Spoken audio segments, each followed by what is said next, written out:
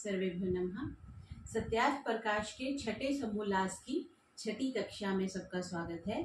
पीछे हमने देखा था कि दंड का विधान राजा के लिए कैसे होना चाहिए, राज्य कर्मचारियों के लिए कैसे होना चाहिए, वो प्रकरण चल रहा है।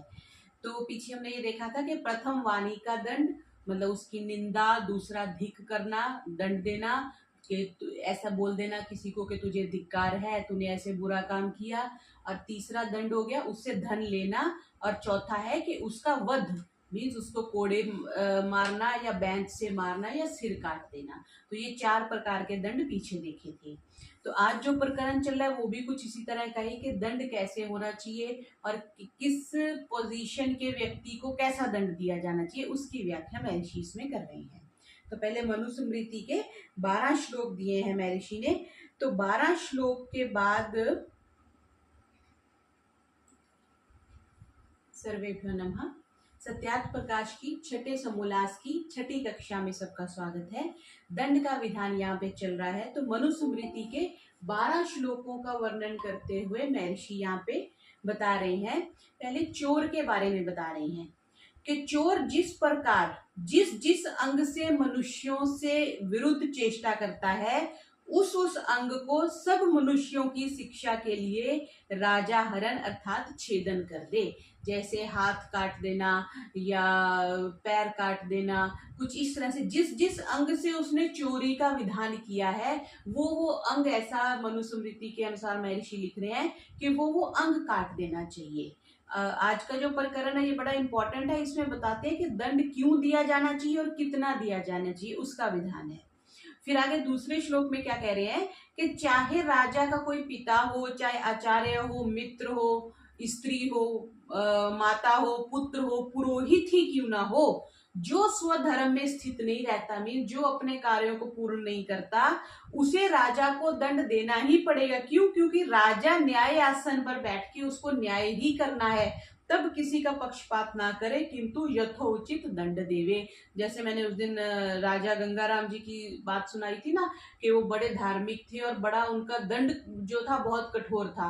उन्होंने अपना इकलौता ही पुत्र था जो कि उनका वारिस था, उसको भी कोड़ों की सजा देके मार दिया था और शायद 10 कोड़ों की सजा हुई थी और 7वें कोड़े पे उसने प्राण त्याग दिए थे। तो फिर जो वो था कसाई होते हैं या जो फांस कोड़े मारते हैं वो छोड़ के चला गया जब मृत्यु होगी। तो महाराज खुद अपने आसन से उठे थे, सिंहासन से उठे थे और उसको बाकी के 3 कोड़े मारे थे। इसलिए जो गंगानगर ग्राम बसा है उसको श्री गंगानगर बोलते हैं। तो यहाँ पे कह रहे हैं कि राजा का, आजकल देखते हैं जैसे कोई मंत्री है या कोई बड़े पद पर है तो वो अपने सगे संबंधियों को तो छुड़वा ही लेता है और उनके बच्चे ज्यादा बिगड़ जाते हैं। वो देखा नहीं, वो जब लाइसेंस का या चालान काटने लगते हैं तो बोलता है मैं उसका बेटा हूँ, मैं उसका विधायक का बेटा हूँ, मैं मंत्री का बेटा हूँ। तो अब वो दे करके अपने को छुड़वाना चाहते हैं। लेकिन विधान क्या है कि अगर चाहे इतना क्लोज, अब मित्र छोड़िए, पिता माता स्त्री पुत्र से ज्यादा क्लोज तो कोई नहीं होता, कि अगर वो है तो उनको भी यथा उचित दंड देना चाहिए। फिर आगे जो बड़ी बात कह रहे हैं वो ये कि जिस अपराध में साधारण मनुष्यों पर 1 पैसा दंड है, 1 पैसा हम समझते हैं आजकल तो नहीं मिलता, लेकिन जिन्होंने सिक्के संग्रह किए होते हैं उनके पास होता है 1 पैसा। अगर साधारण मनुष्यों को दंड मिलना है किसी अपराध के लिए, उसी अपराध में राजा को सहस्र पैसा दंड हुए। मीन्स अगर साधारण मनुष्य को 1 रुपए का दंड है तो राजा को 1000 रुपए का दंड होना चाहिए। और ऐसे ही मंत्री हैं, राजा के दीवान हैं, उनको 800 गुना, न्यून 700 गुना या कम से कम 600 गुना होना चाहिए। मतलब साधारण मनुष्यों को 1, तो कम से कम जो मंत्री है या राज्य मंत्रिमंडल का सदस्य है उसको 600 रुपए फाइन होना चाहिए। जितनी बड़ी पदवी वाला व्यक्ति गलत काम करता है तो उसको ज्यादा दंड होना चाहिए। क्योंकि वो नॉलेज ये आगे बता रहे हैं इस बात को कि जो भी छोटे से छोटा कोई भृत्य है, चपरासी है, उसको भी 8 गुने दंड से कम दंड नहीं होना चाहिए। यानी कि 1 अगर रुपए का दूसरों को हो रहा है तो कम से कम उसको 8 गुना तो अवश्य होना चाहिए। क्यों? क्योंकि यदि प्रजा पुरुषों से राजपुरुषों को अधिक दंड ना हो तो क्या हो जाएगा, राजपुरुष प्रजा पुरुषों का नाश कर दे। क्योंकि उनको पता है उनको तो उनके राजा ने बचा लेना, उनके पिताजी ने मंत्री हैं, उनके पिताजी विधायक है, एमएलए एमपी है, वो उसको बचा लेंगे, तो वो तो फिर प्रजा को परेशान करेंगे। जैसे सिंह अधिक और बकरी थोड़े दंड से ही वश में आ जाती, बकरी को तो थोड़ा सा लाठी मारी वो वश में आ गई, लेकिन सिंह को तो ज्यादा जोर लगाना पड़ता है। इसलिए राजा से लेकर छोटे से छोटे भृत्य, जो छोटे से छोटे कर्मचारी हैं, पर्यंत राजपुरुषों को अपराध में प्रजा पुरुषों से अधिक दंड होना चाहिए। आजकल हम देखते हैं कि बिल्कुल ही विपरीत है, जो छोटा से छोटा कोई दूर का भी रिश्तेदार है तो वो भी पुलिस वाले से ऐसे कह के बचता है या बचा लिया जाता है कि मैं उसका रिश्तेदार हूं या उससे मेरी जान पहचान है। तो ऐसा नहीं होना चाहिए, क्योंकि ऐसा होने से सारी अस्त व्यस्तता हो जाती है। आगे प्रकरण आएगा इसका। फिर चौथे श्लोक में क्या कह रहे हैं कि वैसे ही जो कुछ विवेकी होकर चोरी करे तो उस शूद्र को चोरी से 8 गुना, वैश्य को 16 गुना और क्षत्रिय को 32 गुना दंड होना चाहिए। यानी शूद्र को अगर हमने कोई गलत काम किया है तो उसको अगर हम 8 गुना दंड कर रहे हैं, तो वैश्य को 16 गुना, मतलब उससे डबल हो गया, और उससे 16 वैश्य से भी डबल क्षत्रिय को दंड होना चाहिए। तो फिर आगे कौन बचे? ब्राह्मण बचे। ब्राह्मण को 64 गुना। साधारण को व्यक्ति को अगर शूद्र को 1 रुपए का दंड हो रहा है तो ब्राह्मण को 64 रुपए का होगा। ठीक है जी, या 128 गुना, दोनों ऑप्शन दे दी। अर्थात जिसका जितना ज्ञान और जितनी प्रतिष्ठा अधिक हो उसको अपराध में उतना ही अधिक दंड होना चाहिए। ये बात है, ये नहीं होना चाहिए कि जो जितना बड़ा व्यक्ति उसको माफ कर दिया जाए ना, जो जितनी बड़ी पदवी पर है उसको उसका ज्यादा दंड होना चाहिए। क्यों? क्योंकि उसका ज्ञान ज्यादा है और उसकी प्रतिष्ठा ज्यादा है। फिर कहते हैं राज्य का अधिकारी धर्म और ऐश्वर्य की इच्छा करने वाला जो राजा है, बलात्कार काम करने वाले डाकुओं को दंड देने में एक क्षण भी देरी ना करे, क्योंकि अगर इसमें देरी हो जाएगी तो पूरा व्यभिचार फैल जाएगा, समाज सारा अस्त व्यस्त हो जाएगा। आज समाज में जो इतनी ये जो यौन अस्त व्यस्तता चल रही है वो इसी कारण से कि जो बलात्कारी हैं या जो दोषी हैं उनको दंड नहीं मिलता। दंड के बिना जो है वो प्रजा सुधरती नहीं है, इसलिए दंड अवश्य दिया जाना चाहिए। फिर आगे कह रहे हैं साहसिक पुरुषों के जो लक्षण है उसके बारे में बात कर रही हैं कि जो दुष्ट वचन बोलने, चोरी करने, बिना अपराध के दंड देने वाले से भी साहस बलात्कार काम करने वाला है, वह अतीव पापी और दुष्ट है। क्या शब्द यूज किए? अतीव मीन्स एक्सट्रीम, जिसको हम कह देते हैं अतीव पापी और दुष्ट है।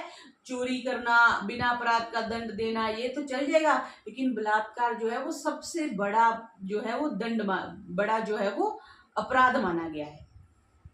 फिर जो राजा साहस में वर्तमान पुरुष को ना दंड देकर सहन करता है वह राजा शीघ्र ही नाश को प्राप्त हो जाता है। जो दंड नहीं देता वो तो नाश को प्राप्त हो गई, क्योंकि सारे ही फिर चोरियां करने लग जाएंगे, सारे डकैती करने लग जाएंगे, चाहे सारे गलत काम करने लग जाएंगे, तो राज्य में द्वेष उठता है।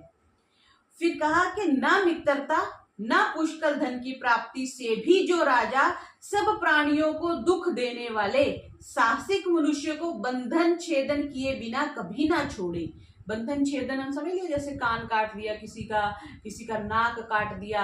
अब मैं जैसे आज ये पढ़ रही थी तो ये विचार आ रहा था कि जैसे स्वरूप नखा का लक्ष्मण जी ने थोड़ा सा नाक काट दिया था, तो ये अंग छेदन का तो विधान चलता ही है ना कि जो भी।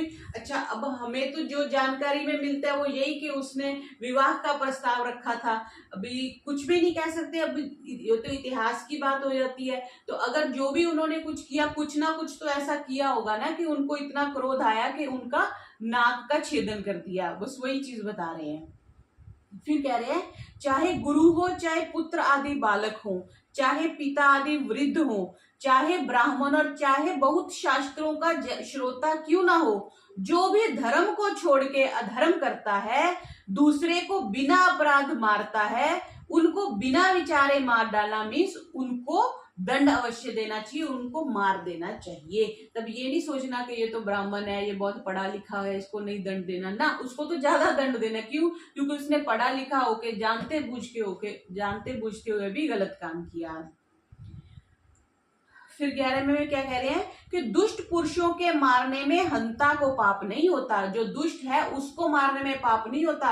अब जो चोर आपके घर में आ गया तो आप उसको मारेंगे ही ना। तब अहिंसा परमो धर्म ये आप सोच के तो नहीं बैठ जाएंगे कि नहीं जी आओ चोर जी आप चोरी कर लो ना, उसको हंता, तब हंता को पाप नहीं होता, चाहे प्रसिद्ध मारे चाहे अप्रसिद्ध, क्योंकि क्रोधी को क्रोध से मारना जानो, क्रोध से क्रोध की लड़ाई है। कोई भी आपका नुकसान पहुंचा रहा है, आतंकवादी आ गया, उग्रवादी आ गया, तो उसको मारना ही है, उसकी हिंसा करनी ही करनी है। फिर जिस राजा के राज्य में ना चोर हो, ना पर स्त्रीगामी हो, ना दुष्ट वचन बोलने वाला हो, ना कोई साहसिक डाकू हो, और ना ही दंडघ्न हो, अर्थात राजा की आज्ञा का भंग करने वाला कोई ना हो, वह राजा अतीव श्रेष्ठ है। क्या कंडीशन बताई? ना तो कोई चोर है, ना पर स्त्रीगामी है, ना कोई दुष्ट वचन बोलता है, ना कोई डाकू है, और ना ही कोई राजा की आज्ञा का उल्लंघन करने वाला है। वह राजा का जो राज्य है वो अतीव श्रेष्ठ है। इसको ऐसे भी समझ लेना चाहिए कि इसको हम अपने घर को भी समझ सकते हैं, अपने प्रतिष्ठान को भी समझ सकते हैं, कोई फैक्ट्री में, किसी जॉब में, किसी भी पद पर है तो ये सब होना चाहिए। मीन्स कोई दुष्ट वचन ना बोले। वचन तो आजकल हम बहुत जल्दी बोल देते हैं। वाणी का नियंत्रण तो सबसे ज्यादा हमने खोया है, वाणी का, भोजन का और सेक्सुअल लाइफ का, ये तीनों हमने खोए हैं। इसके कारण से ही समाज की दुर्गति हुई है। फिर आगे कह रहे हैं कि जो स्त्री के लिए एक विधान, यहाँ पर महर्षि ने फिर 5 मनुस्मृति के श्लोक दिए हैं। तो पहले का अर्थ करते हुए कह रहे हैं कि जो स्त्री अपनी जाति गुण के घमंड से पति को छोड़ के व्यभिचार करे, उसको बहुत बहुत स्त्री और पुरुषों के सामने जीते हुए कुत्तों से राजा कटवाकर मरवा डाले। मतलब इतना भयानक उसको दंड दिया जाना चाहिए कि दूसरा कोई भी ऐसा गलती करने का साहस ना करे। उसी प्रकार अपनी स्त्री को छोड़ के जो पर स्त्री वो वेश्यागमन करे, उस पापी को लोहे के पलंग को अग्नि से तपाकर लाल कर उस पर सुला के जीते को बहुत पुरुषों के सम्मुख भस्म कर देवे। कितना भयानक दंड है कि जो भी गलत काम करे उस पुरुष के लिए ये और उस स्त्री के लिए ये दंड होना चाहिए। फिर आगे प्रश्न उत्तर करके इसी चर्चा को थोड़ा सा डिस्कस कर रहे हैं कि जो राजा व रानी अर्थात न्यायाधीश व उसकी स्त्री व्यभिचार आदि कुकर्म करे तो उसको कौन दंड देवे? तो कह रहे हैं कि सभा अर्थात उनको तो प्रजा पुरुषों से भी अधिक दंड होना चाहिए, जैसे पीछे विधान कर दिया। फिर कहा कि राजा आदि उनसे दंड क्यों ग्रहण करेंगे? तो कह रहे हैं कि राजा भी एक पुण्य आत्मा और भाग्यशाली मनुष्य है। जब उसी को दंड ना दिया जाए तो वह दंड ग्रहण ना करे तो दूसरे दंड क्यों मानेंगे? इसलिए जब सब प्रजा और प्रधान राज्य अधिकारी और सभा धार्मिकता से दंड देना चाहे तो अकेला राजा क्या कर सकता है? जो ऐसी व्यवस्था ना हो तो राजा, प्रधान और सब समर्थ पुरुष अन्याय में डूबकर न्याय धर्म को डुबो के सब प्रजा का नाश कर आप भी नष्ट हो जावे। अगर जो दंड का विधान करने वाले हैं, जिसमें आजकल हम न्यायाधीश, जज समझ सकते हैं, वकील समझ सकते हैं, अगर हम उनको दंड नहीं देंगे तो फिर दंड का पूरा विधान ही समाप्त हो जाएगा। तो इसमें ये कहा कि न्याय युक्त दंड ही का नाम राजा और धर्म है। कई बार आजकल हम कहते हैं ना, बच्चों को बहुत बिगाड़ लेते हैं, नहीं नहीं नहीं इसने गलती कर दी तो माफ कर दो ना, दंड देना क्या कह दिया? न्याय युक्त, जो भी उसका न्याय बनता है, न्याय युक्त दंड ही का नाम राजा और धर्म है। आजकल बच्चे इसीलिए बिगड़ गए ना कि हमने अब कभी उनको दंड दिया ही नहीं। गलती कर दी, मम्मी ने डांटा तो पापा ने बचा लिया, पापा ने डांटा तो मम्मी ने बचा लिया, तो बस बच्चा फिर अगली बार करता है, फिर अगली बार करता है, फिर हम कहते हैं जी बच्चे हमारी सुनते नहीं, हमारे कंट्रोल में नहीं है। तो उसका लोप करता है, मीन्स उससे नीच पुरुष कौन होगा? तो राजा और धर्म का मतलब ही ये है कि उचित दंड दिया जाए। जिसने जो गलती करी उसको दंड मिलना ही चाहिए। आजकल सभी रेड लाइट क्यों क्रॉस कर जाते हैं? ट्रैफिक का क्यों कोई रूल फॉलो नहीं करता? क्यों? क्योंकि चालान नहीं कटते। जिसका एक बार चालान कट जाता है वो थोड़ा संभल के चलता है। हेलमेट नहीं पहनोगे 500 रुपए का फाइन है, तो बहुत से लोग हेलमेट पहनना शुरू कर दिया। तो दंड से ही प्रजा सुधरती है, दंड के बिना कोई सुधरता नहीं है। फिर कह रहे हैं कि ये कड़ा दंड होना तो नहीं होना चाहिए, थोड़ा नरम दंड होना चाहिए, क्योंकि मनुष्य किसी अंग का बनाने हारा, वो जलाने वाला नहीं है, तो दंड ऐसा दंड नहीं देना चाहिए। पीछे आया ना कि उन अंगों का छेदन भेदन कर देना चाहिए, जैसे किसी का कान काट दिया, किसी का नाक काट दिया। तो उसको कह रहे हैं कि जो इसको कड़ा दंड जानते हैं वे राजनीति को नहीं समझते, क्योंकि एक पुरुष को इस प्रकार दंड होने से सब लोग बुरे काम को करने से अलग रहेंगे, ठीक है, और बुरे काम को छोड़कर धर्म मार्ग में स्थित रहेंगे। हमारा अल्टीमेट एम क्या है? भगवान को प्राप्त करना, मोक्ष को प्राप्त करना, उसके लिए हमें धर्म करना पड़ेगा। धर्म कब करेंगे? जब हम अधर्म नहीं करेंगे। जब अधर्मी को दंड मिला देखेंगे तभी तो हम अधर्म नहीं करेंगे। नहीं तो कहेंगे उसने भी बिजली की कुंडी लगाई है पड़ोसी ने, तो मैं भी लगा लेता हूँ, एसी चलाने से पहले मैं भी कुंडी ला लेता हूँ। तो देखा देखी धर्म बहुत बढ़ता है, धर्म नहीं बढ़ता। कोई प्रतिदिन यज्ञ कर रहा है, कोई संध्या उपासना कर रहा है, कोई मंदिर जा रहा है, कोई दान पुण्य कर रहा है, उसकी कॉपी नहीं करते, लेकिन नेगेटिव की फटाफट कॉपी हो जाती है, अधर्म की बड़ी जल्दी कॉपी होती है। तो कह रहे हैं सच पूछो तो यही है कि एक राई भर भी यह दंड सबके भाग में नहीं आवेगा। जो सुगम दंड दिया जाए तो दुष्ट काम बहुत बढ़कर होने लगे। जैसे आपने आजकल तो 500 रुपए फाइन भी, बच्चे कुछ नहीं समझते, हेलमेट नहीं पहनेंगे पुलिस ने पकड़ लिया तो 500 रुपया लेके आ जाएंगे। तो अगर जो सरलता से दंड है ना, तो दुष्ट काम बहुत होने लग जाएंगे। वह जिसको तुम सुगम दंड कहते हो वह करोड़ों गुना अधिक होने से करोड़ों गुना कठिन होता है। हेलमेट ना पहनने वाले को 5000 फाइन लगा दो कि देखो सारी दुनिया हेलमेट ना पहनने लग जाए तो, क्योंकि जब बहुत मनुष्य दुष्ट कर्म करेंगे तब थोड़ा थोड़ा दंड भी देना पड़ेगा। अगर बहुत ज्यादा हो गए जेलें भर जाती है ना कई बार। अभी पिछले दिनों ही मैं कहीं गई तो वो बताया कि एक ऐसे महिला थी, उसने किसी का कत्ल करवा दिया। तो अब क्योंकि वो बूढ़ी हो गई तो उनको घर भेज दिया सरकार ने, न्यायाधीश ने, क्योंकि एक तो बूढ़ी हो गई, दूसरा जेलें भर गई। तो बड़ा मुझे अचंभा सा हुआ सुन के। कहते क्योंकि जेल में जगह ही नहीं थी इसलिए उनको घर भेज दिया, लेकिन प्रतिदिन उस शाम को उनको थाने में जा करके हाजिरी लगानी पड़ती है कि मैं जीवित हूँ और मैं घर में रह रही हूँ।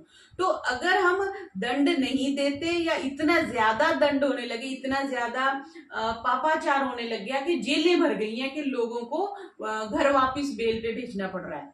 तो कह रहे हैं कि जैसे एक को मन भर आपने दंड दे दिया और दूसरे को पाव भर दे दिया, तो पाव भर अधिक एक मन दंड होता है, तो पाव भर अधिक हो जाएगा क्योंकि एक व्यक्ति को दिया, एक मन दंड होता है। तो प्रत्येक मनुष्य के भाग में आध पाव 20 सेर दंड पड़ा। अगर बहुत, इसको ऐसे महर्षि डिवाइड करके कह रहे हैं कि अगर आपने 100 लोगों को 100 का फाइन लगाया तो प्रत्येक व्यक्ति को 1 रुपया ही तो आया।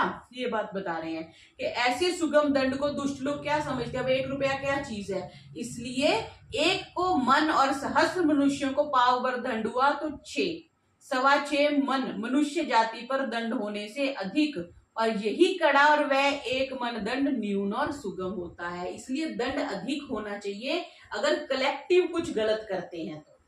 जैसे ये जो लोग स्ट्राइक करते हैं ना, तो हड़ताल वगैरह करते हैं, तो इनको एवं ही जेल में डाल दिया जाता है, फिर 1-2 दिन बाद, हफ्ते बाद इनकी छुट्टी कर दी जाती है। तो वो एक सहजता से हो गया। तो कह रहे हैं कि अगर ज्यादा लोग हैं तो उनको दंड अधिक होना चाहिए क्योंकि बट के आएगा ना इस तरह से। फिर कह रहे हैं जो लंबे मार्ग में समुद्र की खाड़ियां व नदी तथा बड़े नदों में जितना लंबा देश हो उतना कर स्थापन करे, और महासमुद्र में निश्चित कर स्थापन नहीं हो सकता, किंतु जैसा अनुकूल देखे कि जिससे राजा और बड़े बड़े नौकाओं के समुद्र में चलाने वाले दोनों लाभ युक्त हों ऐसी व्यवस्था करे। उस राजा के लिए कह रहे हैं जिसकी दंड व्यवस्था बड़ी अच्छी है, उसको ऐसी व्यवस्थाएं करनी चाहिए। ये यहाँ पे इस प्रकरण में क्यों आ रहा है इसका आगे चल के पता चलेगा।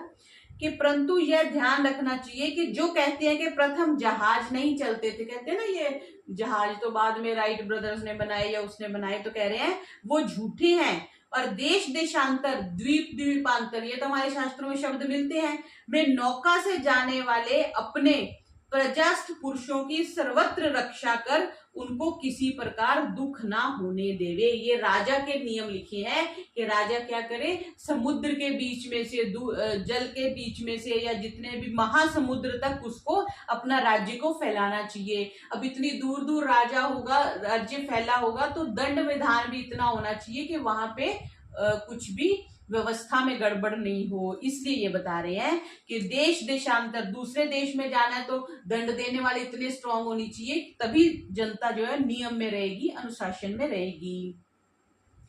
राजा प्रतिदिन कर्मों की समाप्तियों को, जब कार्यों की समाप्ति हो जाए तो क्या करे, हाथी घोड़े या जो भी उसके वाहन है उसको नियत कितना उसका लाभ हुआ, कितना खर्च हुआ, रत्न आदिकों की खाने कितनी है, कोष कितना है, खजाना क्या है, राजा को स्वयं देखना चाहिए। यहाँ ये लिखा है कि राजा को देखा करे, उसको पता होना चाहिए लाभ हो रही है, हानि हो रही है, कर कितना लिया, सारी व्यवस्था। राजा इस प्रकार सब व्यवहारों को यथावत समाप्त करता कराता हुआ सब पापों को छुड़ा के परम गति मोक्ष सुख को प्राप्त होता है। तो यहाँ पर दंड विधान समाप्त हो गया। फिर एक अलग प्रकरण प्रारंभ किया जहां बोला कि राजा को बड़े बड़े नौकाओं के समुद्र में चलने वाले दोनों लाभ युक्त हों, मतलब ऐसे उसको समुद्री जहाज बनाने चाहिए और उसको अपने राज्य का विस्तार करना चाहिए। फिर कह रहे हैं कि एक प्रश्न उठा रहे हैं कि संस्कृत विद्या में पूरी पूरी राजनीति है या अधूरी, क्योंकि ये राजनीति का विषय चल रहा था ना, तो कह रहे हैं कि पूरी है, क्योंकि जो जो भूगोल में राजनीति चली और चलेगी वह सब संस्कृत विद्या से ही ली गई है। जो भी आपको विद्या है सारी संस्कृत से आई है, और जिनका प्रत्यक्ष नहीं है उनके लिए मनुस्मृति का श्लोक बता रहे हैं। प्रतिहम लोक दृष्टैश्च शास्त्र दृष्टैश्च हेतुभिः, भी जो भी आपको ज्ञान दिख रहा है वो सारा शास्त्र से मिला है, और शास्त्र सारे संस्कृत में है। फिर राजा के लिए क्या कह रहे हैं कि जो जो नियम राजा और प्रजा के सुख कारक और धर्म युक्त हो, जो भी नियम प्रजा के लिए सुख कारक हो, धर्म युक्त हो, उनको नियमों को पूर्ण विद्वानों की राजसभा बनाने चाहिए। ऐसे ऐसे पार्लियामेंट में नियम पास होने चाहिए जिससे सबको सुख हो और सबको धर्म युक्त हो। परंतु इस पर नित्य ध्यान रखें कि जहां तक बन सके वहां तक बाल्य अवस्था में विवाह न करने दे। ये देखो, ये स्पेशली ये बात लिखी गई है कि बाल्य अवस्था में विवाह न करने दे। युवा अवस्था में भी बिना प्रसन्नता के विवाह न करना, न कराना और न करने देना, क्योंकि युवा अवस्था में भी अगर विवाह हो रहा है तो दोनों की सहमति से होना चाहिए। फिर ब्रह्मचर्य का यथावत सेवन करना कराना, व्यभिचार और बहु विवाह को बंद करें। ये बार बार महर्षि इस पे बात कर रहे हैं, क्योंकि राजा का जब तक नियंत्रण नहीं होगा कोई नहीं दूसरा नहीं कर पाएगा। व्यभिचार और बहु विवाह को बंद करें कि जिससे शरीर और आत्मा में पूर्ण बल सदा रहे, क्योंकि जो केवल आत्मा का बल अर्थात विद्या ज्ञान बढ़ाए जाएं और शरीर का बल ना बढ़ावे तो एक ही बलवान पुरुष ज्ञानी और सैकड़ों विद्वानों को जीत सकता है। सारा वो जो ज्ञान है वो तो धरा रह जाएगा ना, अगर जैसे एक आके किसी ने लठ मारी तो बस सारा ज्ञान वहीं का वहीं रह गया। इसलिए कह रहे हैं कि विद्या ज्ञान के साथ साथ शारीरिक बल भी चाहिए। शारीरिक बल कब रहेगा? जब बहुविवाह नहीं होगा और व्यभिचार नहीं होगा। फिर कहा जो केवल शरीरी का बल बढ़ाए, सिर्फ बलवान ही होता जाए, आत्मा का ना बढ़ाए तो भी राज्य पालन की उत्तम व्यवस्था बिना विद्या के नहीं हो सकती। इसलिए विद्या भी होनी चाहिए, शारीरिक बल भी होना चाहिए और आत्मिक बल भी होना चाहिए। क्यों? आत्मा का नहीं तो राज्य पालन की उत्तम व्यवस्था बिना विद्या के नहीं हो सकती। फिर का बिना व्यवस्था के सब आपस में क्या हो जाएगा जी? टूट फूट हो जाएगी, विरोध लड़ाई झगड़ा करके सब नष्ट भ्रष्ट हो जाएंगे। बहुत सी सभ्यताएं ऐसे ही खत्म होगी ना, आपस में लड़ झगड़ के समाप्त हो गए। जैसे यदुवंशियों का समाप्त हुए थे, आपस में ही झगड़ा करके वंश समाप्त हो गए थे। इसलिए सर्वदा शरीर और आत्मा के बल को बढ़ाते रहना चाहिए। जैसे बल और बुद्धि का नाशक व्यवहार, व्यभिचार और अति विषय शक्ति है, वैसे ही कोई और नहीं है। बुद्धि का नाशक, बल और बुद्धि का नाशक क्या बता दिया जी? नाशक व्यवहार, एक तो व्यभिचार बता दिया और दूसरा अति विषयासक्ति। अति विषयासक्ति क्या है? ये चीज मिल जाए, वो चीज मिल जाए, इसको अति विषयासक्ति में आजकल हम फोन को ले सकते हैं, टेलीविजन को ले सकते हैं, नेटवर्क ये इंटरनेट को ले सकते हैं, मीडिया को ले सकते हैं। इसमें ज्यादा अगर हम विषयासक्ति रहेंगे तो उससे क्या हमारे बल और बुद्धि का नाश होगा। और बुद्धि का नाश तो हम प्रत्यक्ष देख ही रहे हैं, वो देखता कुछ है, सुनता कुछ है, करता कुछ है। क्यों? सारा ध्यान तो उसका मोबाइल में सारा टाइम लगा हुआ है। तो मोबाइल के कारण से साधारण, आज किसी गुरुकुल में जाना हुआ तो एक बच्चे से मैंने पूछा 9 और 7 कितने हैं, और कौन सी क्लास का बच्चा था? आपको हैरानी होगी, 9th स्टैंडर्ड का बच्चा। और उसको 9 और 7 जोड़ने नहीं आए। मैंने गुना नहीं कही, मैंने माइनस नहीं कही कि ज्यादा उसमें समय लगे। वो जोड़ नहीं पाया। बच्चों का स्तर देखो कहाँ जा रहा है। अब आप ये कह सकते हैं कि अपवाद हो सकता है, लेकिन जनरलाइज्ड जो इंटेलिजेंस लेवल कह लो, आईक्यू लेवल कह लो, वो बहुत नीचे होता जा रहा है। अब मैं जब पहले हम पढ़ते थे ना कि जब लोगों को वेद समझ में नहीं आए तो उन्होंने ग्रंथ दूसरे बना दिए, वेदांग बना दिए, उपांग बना दिए, शास्त्र बना दिए, आरण्यक ग्रंथ बना दिए, तो मेरे मन में आता था कि मनुष्य तो वही है, तो उसको क्यों नहीं समझ आता था। मतलब ऐसा मेरे मन में कई बार शंका आती थी। अब मुझे समझ में आने लगा कि वाक्य ही जब तक बुद्धि की सात्विकता नहीं होती तब तक शास्त्र समझ में नहीं आ सकता, और जिसको 9 और 7 जोड़ने नहीं आ रहे वो शास्त्र कहाँ समझेगा। और ये आज की जनरेशन है, हम देख रहे हैं। सो इसलिए क्यों स्तर नीचे होता जा रहा है, ये विषयासक्ति के कारण। फोन हाथ में नहीं भी है तो मन में तो वही चल रहा है ना, वहां घूमने गए, वो गाना चल रहा है, वो पिक्चर चल रही है, वो टीवी सीरियल चल रहा है। यही कारण से अति विषयासक्ति महर्षि ने कब का लिखा हुआ है कि इससे बड़ा जो है कोई भी बुरी बात नहीं है कि हम इतने जिसको कहते हैं अक्यूपाइड, माइंड जो है अक्यूपाइड रहते हैं किसी भी विषय में। फिर आगे कह रहे हैं विशेषता क्षत्रियों को दृढ़ांग और बलयुक्त होना चाहिए, क्योंकि जब वे ही विषय आसक्त रहेंगे तो राजधर्म नष्ट हो जाएगा। अगर क्षत्रिय, जिसको आजकल हम सेना कह देते हैं, पुलिस कह देते हैं, तो उनका तो शारीरिक बल अवश्य होना चाहिए। और इस पर ध्यान रखना चाहिए कि यथा राजा तथा प्रजा, जैसा राजा होता है वैसी प्रजा होती है।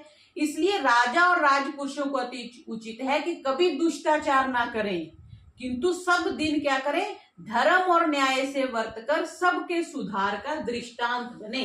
जैसा गुरु वैसा चेला, जैसी राजा वैसी प्रजा।